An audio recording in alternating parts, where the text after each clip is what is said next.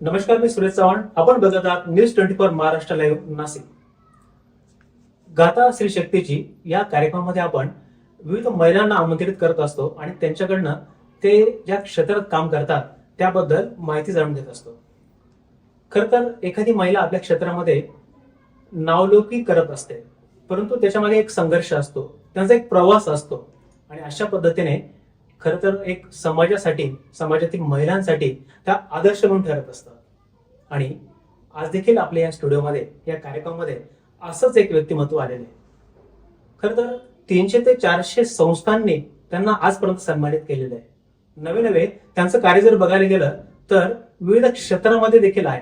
आणि विशेष म्हणजे एक आपला व्यवसाय, आपली नोकरी करून या क्षेत्रामध्ये त्यांनी एक समाज कार्याचं जे पाऊल उचललेलं आहे, नवे नवे ते अतिशय बेधडकपणे आणि खूप चांगल्या पद्धतीने काम करत आहेत.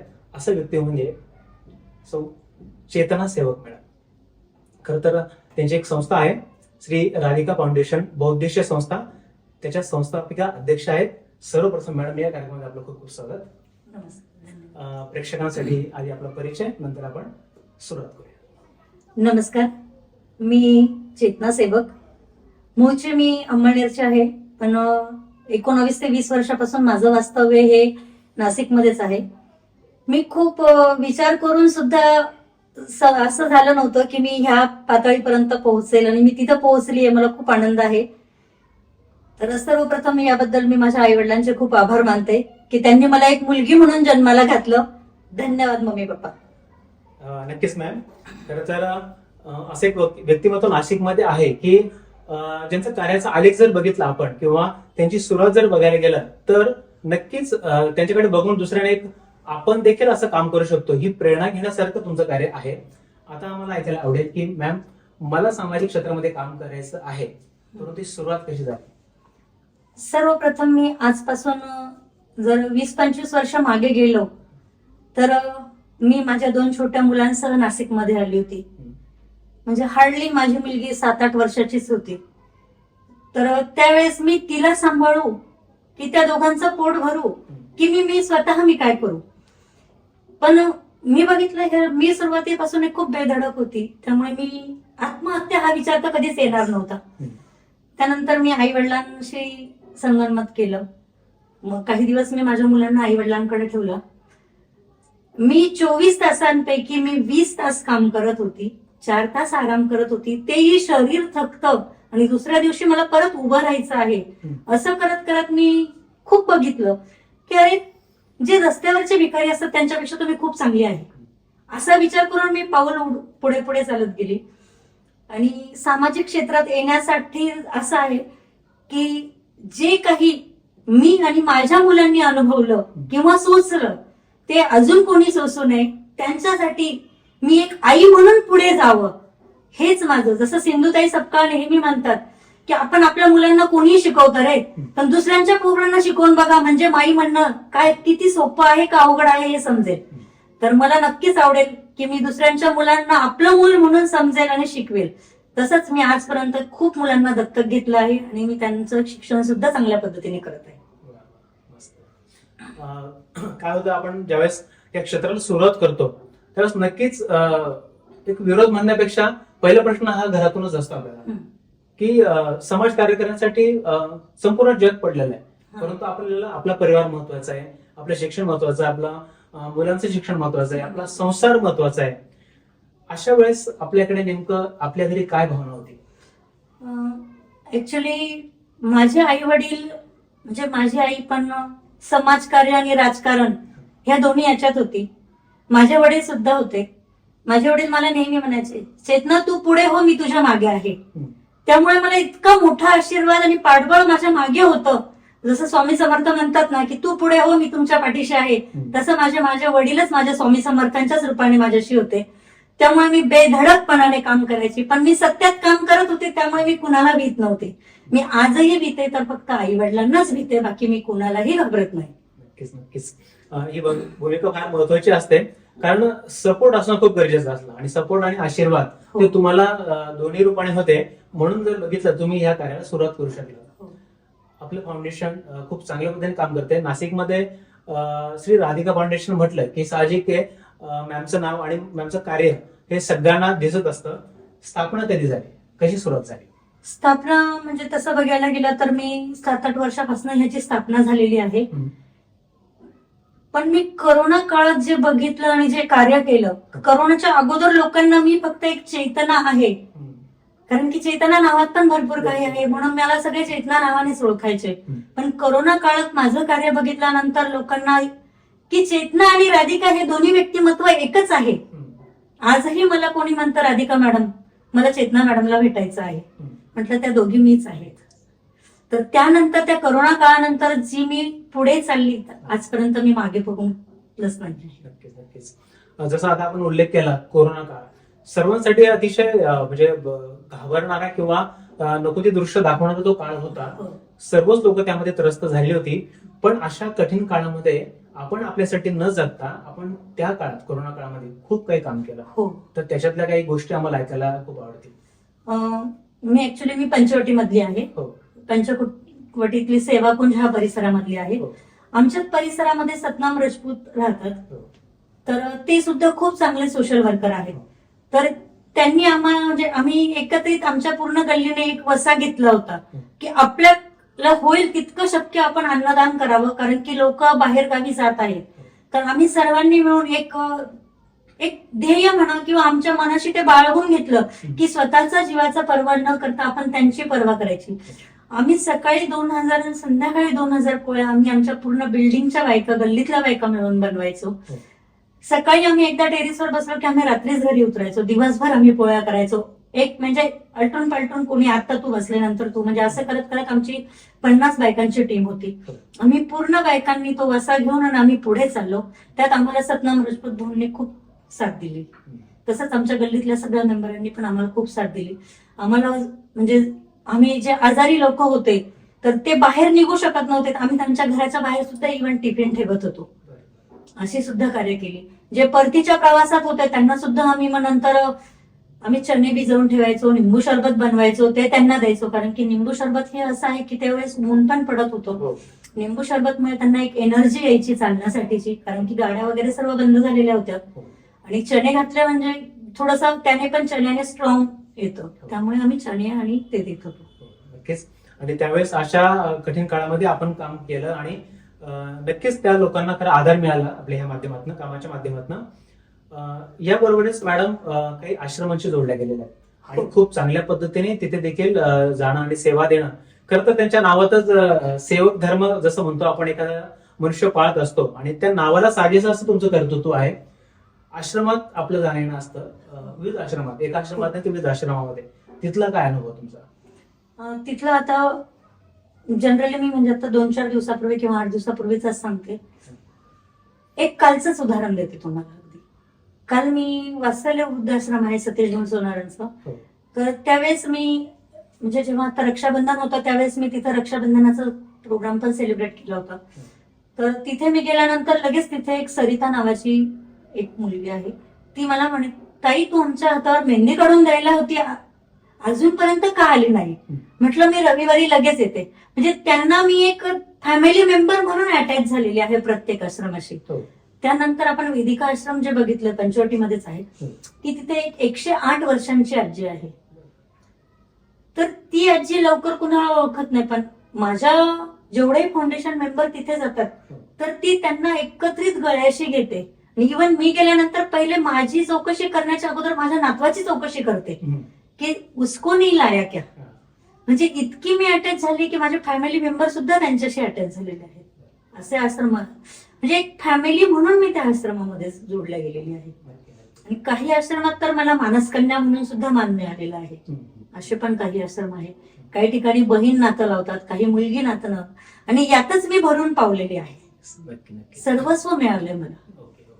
का आता की ज्यावेळेस आपण समर्पण भूमिका आपल्याकडे असते, निस्वार्थ भूमिका ज्यावेळेस असते, त्या क्षणी आतूनच एक प्रेरणा आपल्याला मिळत असते, एक ऊर्जा मिळत असते. आणि ती खरं तर तुम्ही प्रत्यक्ष ते ह्या लोकांच्या रूपाने किंवा त्यांना मदत करून, त्यांच्यासाठी करून या गोष्टी प्राप्त करून घेत असतात. जसं आपण वृद्धाश्रमाचा विषय घेतला, मुलांसाठी देखील लहान मुलांसाठी देखील आपलं काम आहे. तिथे पण आपलं जाणं येणं असतं आणि त्यांना आपण वेगवेगळ्या गोष्टी प्रोव्हाइड देखील करत असतो. तर हो. त्याबद्दल काय सांगाल? आता जर म्हणजे मागचं सोडून द्या, मी हे चालू शैक्षणिक वर्षाचंच सांगते. हो. चालू शैक्षणिक वर्षात मी एक शाळा दत्तक घेतली आहे. हो. आडगाव नाक्यावर जी श्रीराम विद्यालय म्हणून आहे. हो. तर त्या शाळेमध्ये अगदी तुम्ही बघणार तर रामटेकडे म्हणून तपोवनात आहे, स्लम एरिया आहे अगदी. हो. त्यानंतर समोर तिथेच आजूबाजूचा जो परिसर आहे तो सुद्धा खूप स्लम एरिया मधला आहे, जसा माळीवाडा झाला किंवा आडगाव नाक्यावरची झोपडपट्टी झाली. हो. हे सगळे लोक मुलं तिथे येतात, जे इव्हन त्या आई वडिलांना दिवसभराची मोलमजुरी करून फक्त स्वतःचं पोट भरता येतं. हो. तर मुलांचं शिक्षण तर दूरच राहिलं. हो. तर आम्ही अशा सर्व मुलांसाठी मी पूर्ण शैक्षणिक साहित्य दिलेलं आहे. 6 महिन्याचं आत्ता दिलेलं आहे, 6 महिन्याचं नंतर देणार आहे. हो. आणि दिवाळीची जेव्हा त्यांना सुट्ट्या लागणार आहे तर पूर्ण शाळेला आम्ही आमच्या फाउंडेशन तर्फे कलरिंग आणि शैक्षणिक साहित्य जे खेळण्यासाठी ते आम्ही तिथं उपलब्ध करून देणार आहोत. त्यानंतर आपण मखमलाबाद गावामध्ये गेलो तर तिथं मंतीबंद शाळा आहे मुलांची, ती सुद्धा शाळेमध्ये आम्ही पूर्ण शैक्षणिक साहित्य वर्षभराचं दिलेलं आहे. असे आम्ही 10 ठिकाणी शैक्षणिक साहित्य दिले. इतकंच नाही तर आम्ही 4 ठिकाणी डिजिटल वर्ग सुद्धा स्थापन केले की तिथे आम्ही 52 इंच टीव्ही दिली आहे की मुलांना आता डिजिटलचं युग आहे तर डिजिटल शिक्षण काय असतं हे ते त्या माध्यमातून घेतील, कारण की तिथे कम्प्युटरची व्यवस्था नसते. एका मुलाला जर कम्प्युटर दिलं तर दुसऱ्याने काय करावं, त्यामुळे मग कॉमन मध्ये आम्ही प्रत्येक 52 इंच टीव्ही दिला तिथे. मस्त मस्त.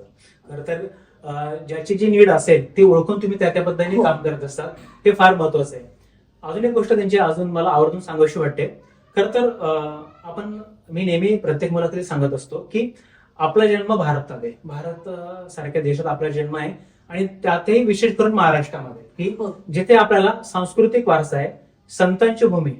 जर विचार करायला गेलो ना आपण तर समर्थ रामदास असतील, तुकाराम महाराज असतील, गाडगे महाराज असतील, सगळ्या संत परंपरेने आध्यात्मिक बरोबर सामाजिक जसं आज मॅडम काम करतात, ह्या गोष्टी जशा दाखवल्यात त्याच पद्धतीने या सगळ्या संत परंपरेचं एक वैशिष्ट्य होतं अन्नदान.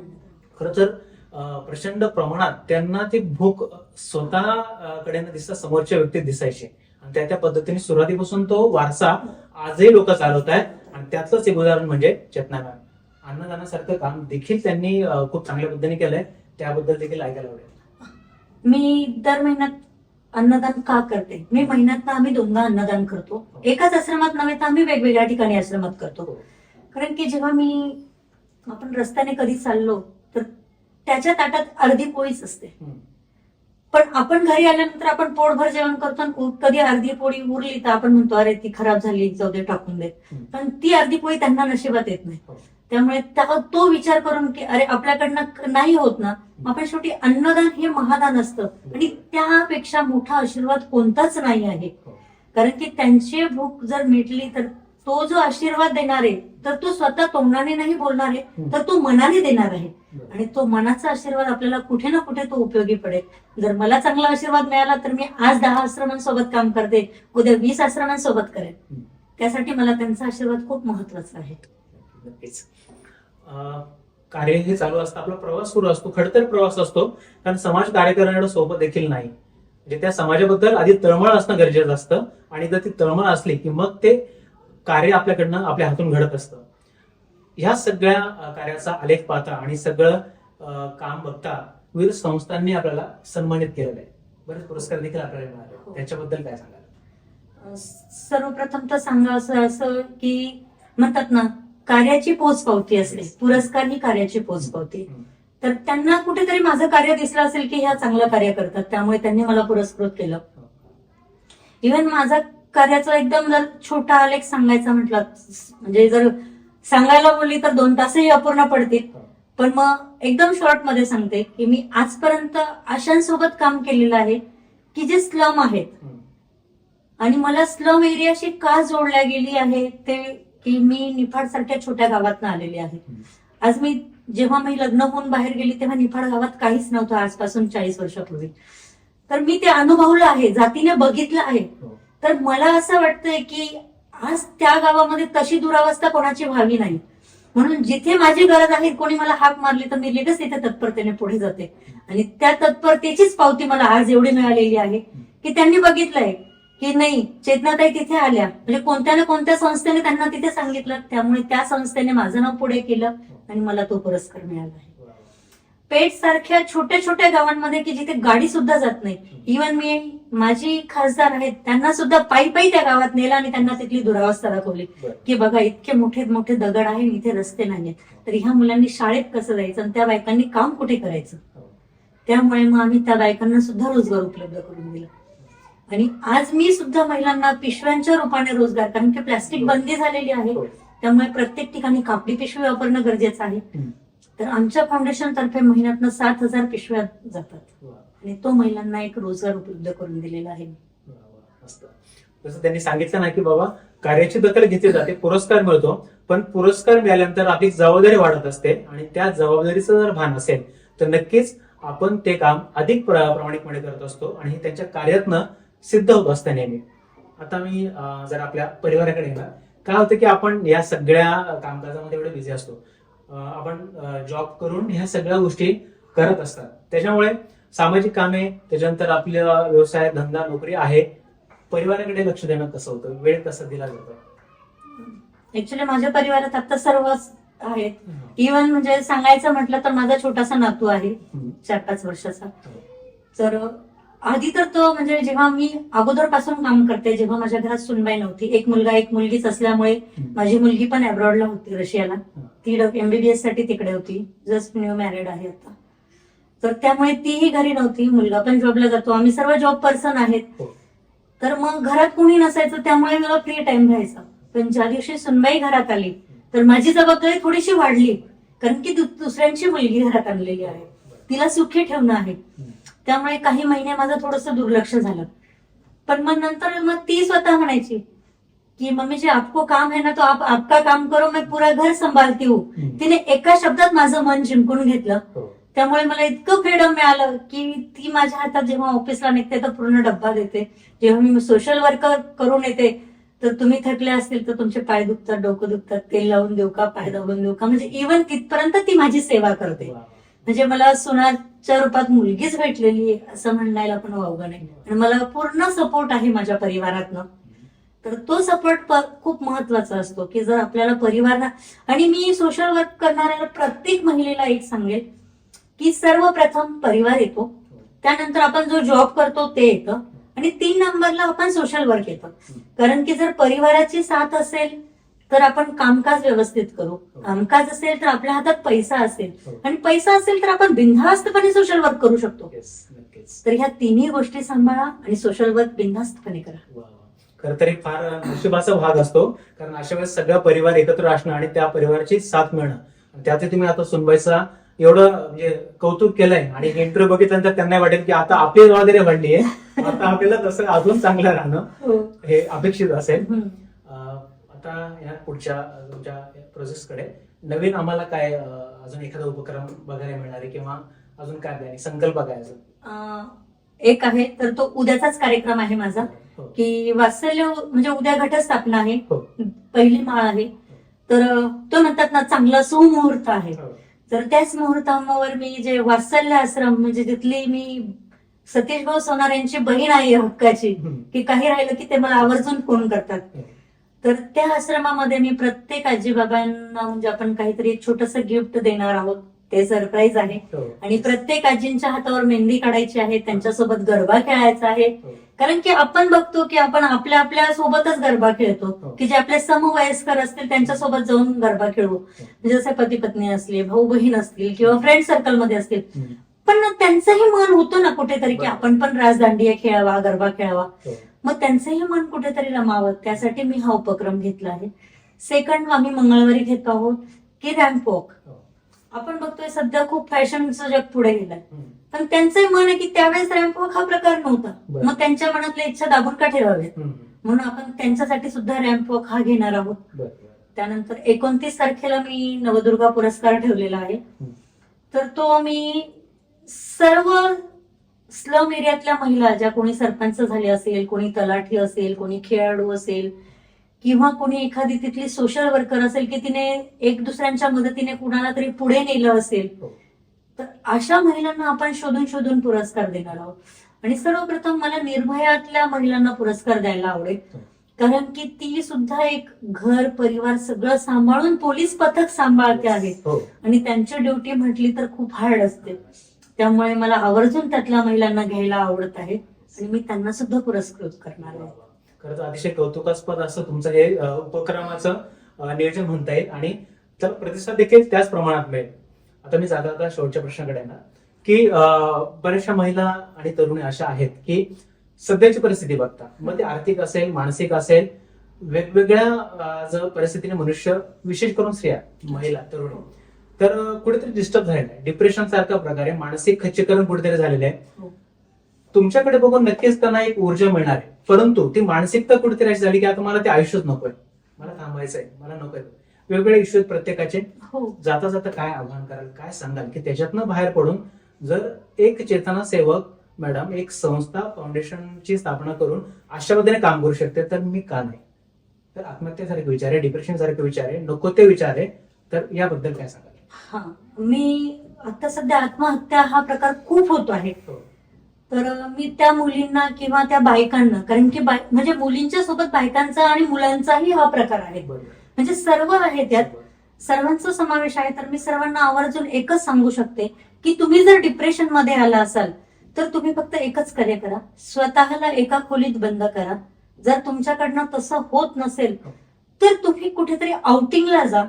तसंही होत नसेल तर एका मित्राला किंवा एका मैत्रिणीला बोलवा किंवा आपल्या फॅमिली मेंबर सोबत 1-2 तास बसा किंवा त्यांच्यासोबत बाहेर जाऊन आपण ज्या कारणास्तव डिप्रेशन मध्ये आलेलो आहोत त्याविषयी चर्चा करा.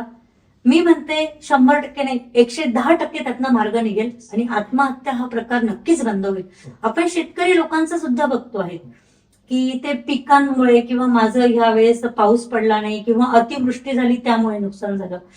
तर मी नक्कीच सांगू इच्छिते की गव्हर्नमेंटने त्यासाठी खूप योजना राबवल्या आहेत, खूप लोकांनी त्याचा लाभ सुद्धा घेतलेला आहे. हो. ठीक आहे, तुम्ही अडाणी असणार पण तुमच्या घरातला जो मेंबर असेल तो अडाणी नाही आहे.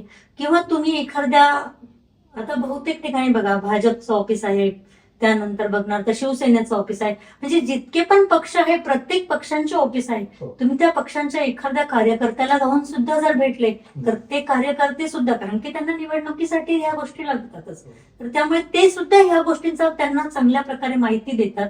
आणि जर त्यांना योग्यरित्या माहिती मिळत आहे, सगळ्या गोष्टी थांबत आहे, सरकार मदत करत आहे, तर मग तुम्ही आत्महत्या का करत आहात? तर सर्व शेतकरी लोकांना आणि सर्व वर्गांना मी एकच सांगू इच्छिते की कृपया करून आत्महत्या करू नका.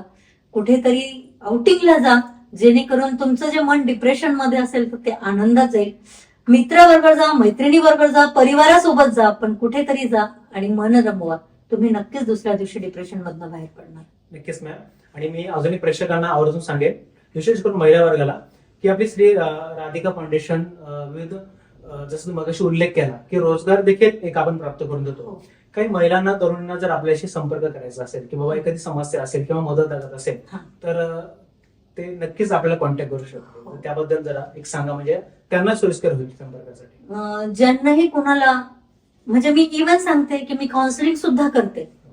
जर तुम्ही फॅमिली सोबत काउन्सिलिंग नसेल करू शकता ना तर तुम्ही बिनधास्तपणे माझ्याकडे येऊ शकतात. माझं पंचवटी सेवा कुंजच्या तिथे ऑफिस आहे. मी माझा नंबर पण सांगते, 8668531119. तुम्ही मला केव्हाही फोन करा. जर तुम्ही माझ्याकडे येऊ इच्छित नसणार तर तुम्ही मला फोनवर करा, मी तुम्हाला फोनवर सुद्धा काउन्सिलिंग करेल. आणि ज्या महिलांना रोजगार पाहिजे असेल, जर मी जे काम देत असेल ते जर नको असेल तर माझी बाकी ठिकाणी सुद्धा ओळख आहे, मी त्या माध्यमातून सुद्धा तुम्हाला रोजगार उपलब्ध करून देऊ शकते. धन्यवाद मॅम. खरं तर मॅमचं कार्यच एवढं मोठं आहे की एका मुलाखतीत ते सगळं मांडणं किंवा आपल्या समोर सगळं दाखवणं शक्य नाही, परंतु मॅम आपण इथे आलात आणि खूप छान पद्धतीने व्यक्त झालात. गाथा स्त्री शक्तीची या कार्यक्रमात आम्ही अशा महिलांना आवर्जून आमंत्रित का करतो, तर कारणच असं आहे की सगळ्याच माध्यमातून आज महिलांना, तरुणींना, सगळ्या स्तरातील लोकांना आज खरं तर आधाराची गरज आहे. मग ती वेगवेगळ्या रूपाने आहे. आणि खरं तर मानसिक आधार आणि आपण काय काम करतो आणि आपल्याकडे बघून त्यांनी काय प्रेरणा घ्यायला पाहिजे हे जरी लक्षात आलं, एवढं जरी त्याच्यातनं काही आपल्याला अंमलात आणलं गेलं तर नक्कीच एक व्यक्ती उभं राहणार, एक व्यक्ती वाचणार आहे. आणि हेच कार्य तुम्ही सातत्याने करत आलात. यापुढे देखील तुमच्याकडनं अशा पद्धतीने कार्यक्रम घडत राहो, उपक्रम घडत राहो. आमच्या खूप शुभेच्छा आहेत आणि वारंवार तुम्ही आमच्या स्टुडिओ मध्ये येत राहो नक्कीच. आणि नक्कीच अशा पद्धतीने व्यक्त होत राहो एवढीच अपेक्षा व्यक्त करतो. धन्यवाद. आपण आलात, आपला वेळ दिलात. मी सुरेश चव्हाण आपली पुन्हा एकदा आपली रजा घेतो आणि पुढच्या कार्यक्रमामध्ये एका नवीन व्यक्तिमत्वाबरोबर आपण लवकरच भेटूया. तोपर्यंत बघत राहा न्यूज 24 महाराष्ट्र लाईव्ह नाशिक.